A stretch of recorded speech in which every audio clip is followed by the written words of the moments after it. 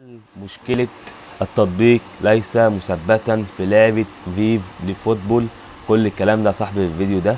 ما تنساش يا صاحبي تضغط لايك، ولو انت اول مرة تشوفنا ما تنساش تشترك في القناة وتفعل زر الجرس عشان يوصلك كل جديد. تمام. طبعا يا صاحبي اللعبة ليه ما بتتثبتش معانا؟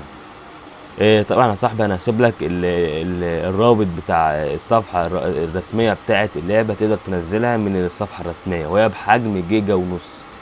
اللعبة ليه بقى يا صاحبي ما بترضاش تثبت معانا؟ اللعبة يا صاحبي عايزة مساحة، يعني بحجم، عايزاك تخلي مساحة في تليفونك بشكل غير طبيعي. يعني حاول تخلي مساحة مش أقل من 6 أو 7، يعني مش أقل من 6 جيجا في الموبايل.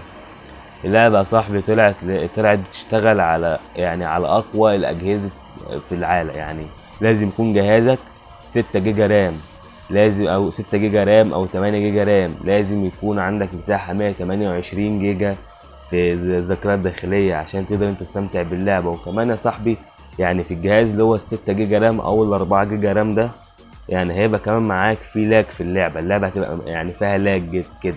فاللعبة يا صاحبي طلعت بتشتغل على الأجهزة القوية، ويعني حتى الأجهزة المتوسطة ما بتشتغلش. هي بتشتغل بس بيكون في لاج، يعني مش هتعرف تلعبها أصلا.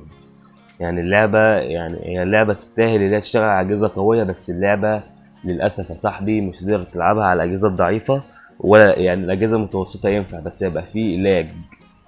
يعني اللعبة هتلاقيها بتهنج معاك كده وزي ما انتوا عارفين يعني. طبعا يا صاحبي دي عن تجربة أنا جربتها في موبايل وشفتها، لقيتها برضو فيها لاج. جهاز متوسط لقيتها فيها لاج، يعني مش معقول يعني.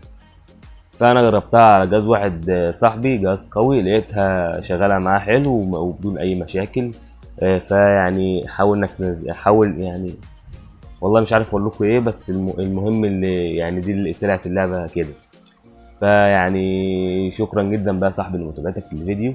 ولو انت اول مره تشوفنا بقى ما تنساش تشترك في القناه وتفعل زر الجرس، وما تنساش يا صاحبي تضغط لايك. اضغط لايك يا صاحبي.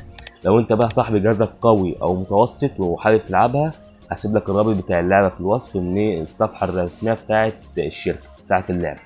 تمام. وشكرا يا صاحبي لمتابعتك للفيديو. ويلا يا شباب، سلام عليكم ورحمه الله وبركاته، وهتوحشوني جدا. والى اللقاء في الفيديو القادم. يلا يا شباب، سلام.